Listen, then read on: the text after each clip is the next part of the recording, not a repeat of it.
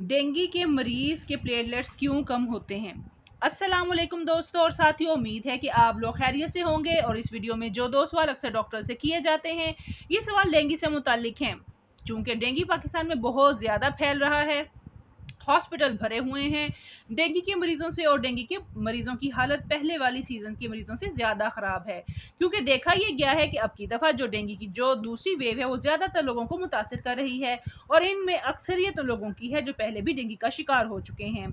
और डेंगू में होता भी यही है कि जब इंसान एक बार फिर डेंगू का शिकार होता है, पहली बार सेहतियाब होने के बाद, यानी अगर कुछ अरसा पहले वो अगर सेहतियाब हुआ था, तो इसके अंदर जो एंटीबॉडीज़ होती हैं वो बीमारी की शिद्दत में इजाफा कर देती हैं।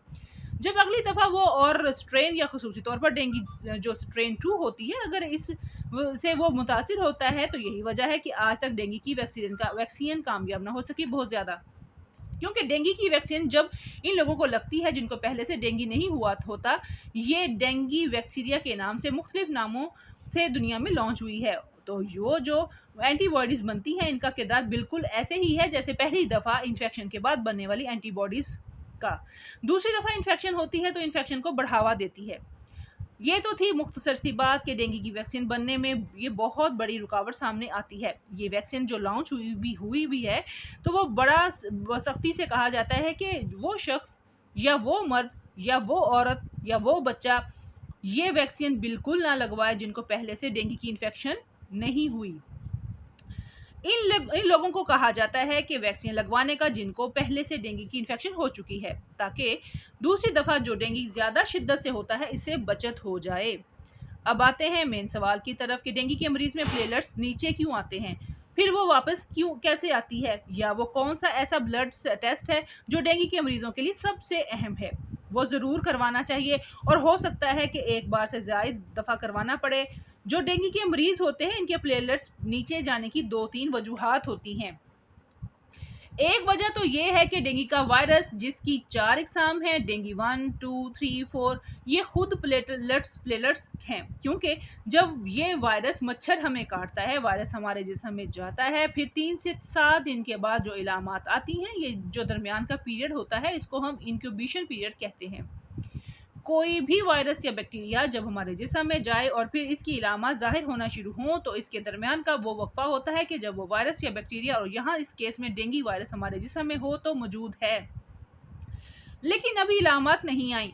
इस पीरियड को हम इंक्यूबेशन पीरियड कहते हैं। इस डेंगू वायरस में इंक्यूबेशन पीरियड के दौरान हमारे जिस्म के मुख्तलिफ अज़ा या ऑर्गन्स हमारे इम्यून सिस्टम के इस हिस्से इनके अंदर जाता है, और वहाँ ये अपनी अफजाइश करता है। तो इसी तरह से प्लेटलेट्स के अंदर भी जाता है। जब ये प्लेटलेट्स में रेप्लिकेट होता है, तो बाद में इसको तोड़ देता है। एक वजह ये होती है। इसके अलावा दूसरी वजह प्लेटलेट्स की तादाद कम होने की होती है। वो ये होती है कि जब ये डेंगू वायरस हमारे जिस्म में जाता है, तो कुछ दिनों के बाद हमारा इम्यून सिस्टम एक्टिव हो जाता है। वो कुछ चीज़ें बनाता है जिसको हम कॉम्प्लीमेंट्स कहते हैं।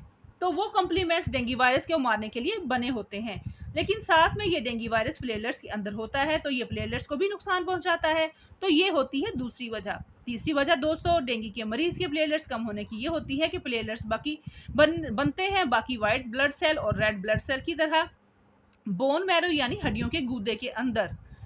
अब ये जो बोन मैरो जहाँ ये प्लेटलेट्स बनते हैं, वहाँ पे डेंगू वायरस मौजूद होता है, वहाँ पे भी ये चला जाता है, वहाँ पे भी रेप्लिकेट करता है, वहाँ पे ये अपनी तादाद बढ़ाता है, तो ये प्लेटलेट्स के बनने के अमल को भी मुतासर करता है। तो यही वजह है कि बाज़ औक़ात आप लोगों को लिम्फोसाइट यानी WBC भी कम मिलते हैं। तो ये 3 बड़ी वजूहात हैं डेंगू के मरीज़ के प्लेटलेट्स के कम होने की। ये प्लेटलेट्स की कब ज़्यादा कम होती है, और अब हमको कब से इसे मॉनिटर करना होता है। ये प्लेटलेट्स दोस्तों, जब किसी शख्स को भी डेंगू फीवर होता है और इसकी तशख़ीस हो जाती है, या सस्पेक्टेड यानी शक हो के इसे डेंगू है, तो हम एंटीजन टेस्ट भी करवा सकते हैं। इसे हम NS1 भी कहते हैं, नॉन स्ट्रक्चरल प्रोटीन। हम एंटीबॉडीज टेस्ट भी करवा सकते हैं, IgM या IgG। हम इसके अलावा PCR टेस्ट भी करवा सकते हैं डेंगू वायरस का, जैसे कि डेंगू कंफर्म हो जाता है कि इसकी इन्फेक्शन हुई या नहीं।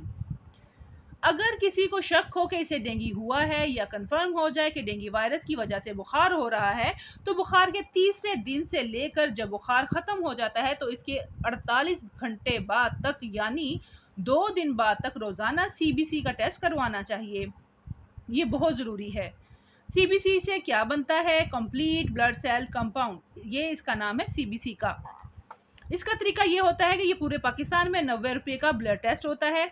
आप एक दफ़ा जब अपने डॉक्टर्स को चेकअप करवाते हैं तो इसे रिक्वेस्ट करें कि वो एडवाइस कर दे कि डेली सीबीसी, क्योंकि लेबॉर्ट्री वाले अक्सर आपसे कहेंगे कि 90 रुपये वाला टेस्ट करवाना है सीबीसी का, तो आप अपने डॉक्टर से एक दफ़ा लिखवा के लाएं। जब ये लिखा होगा, जब बुखार को 3 दिन हो चुके हों और इसी तरह से जब बुखार उतरे भी 2 दिन हो चुके हों, तो कोशिश करें डेली सीबीसी टेस्ट करवाएं।